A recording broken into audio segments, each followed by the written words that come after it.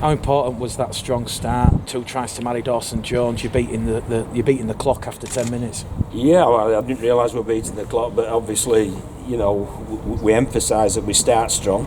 That's one of our sort of sayings for this season. But you've not only to start strong, you've to stay strong.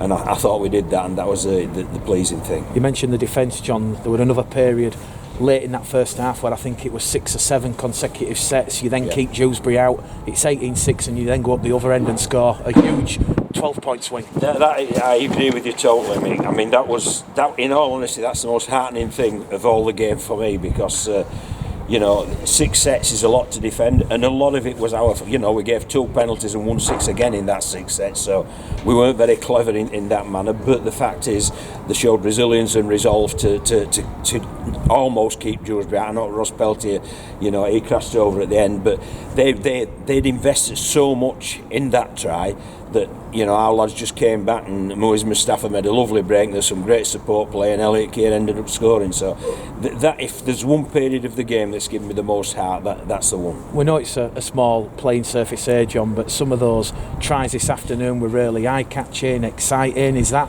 what you're expecting of the Bulls going on into the season now? Yeah, it's doing the basics well, isn't it? The skill set was good, the skill execution was good, and I thought, as you rightly pointed out, there's some really good tries.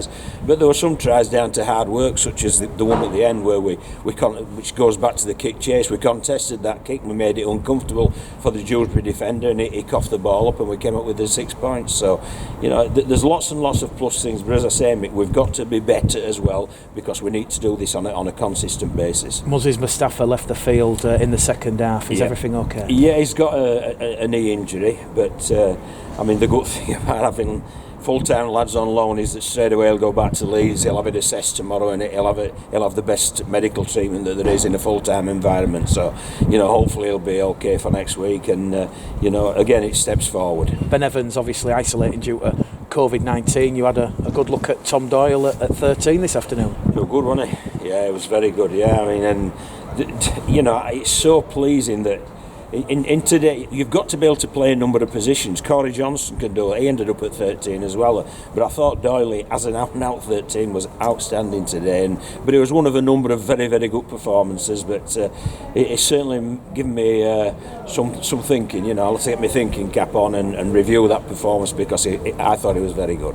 When we spoke in the week, John, you talk about you want to start the season with a bang, with a consistent performance, and obviously you already highlighted about the pre-season now. Moving on, John. It's exciting times. It is exciting times, but we still haven't nailed 80 minutes, Mick. We still had a couple of 10-minute periods where I didn't think we were at our smartest. So we need to have a look at that, identify the reasons, and attempt to pick up on that. Just one final one from me, John. The players that didn't play, Sam Scott, were they just not selected, or were they carrying knocks? No, Sam he picked up a hamstring injury in the sort of team run at the very end. So Beefy came in, and he did a great job. And obviously I was really pleased with the other back rower as well, young AJ Wallace. He's had a decent competitive debut, hasn't he, for Bradford?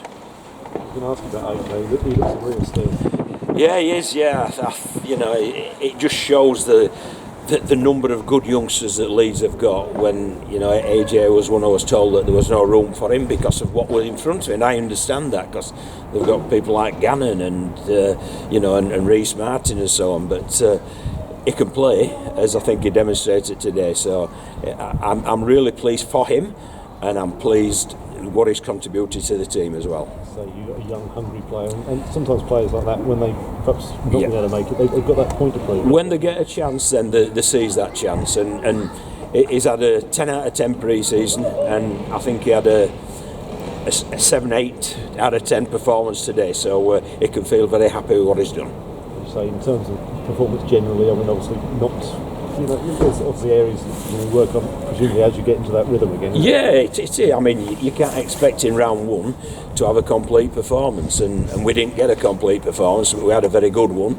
And the nice thing is that when it isn't complete, it's easy to identify the areas that you need to pick up on, and it gives us something to do in the week, doesn't it? So we can get better, but at the minute, there's times in sport that you've got to enjoy the moment, and we'll enjoy this moment.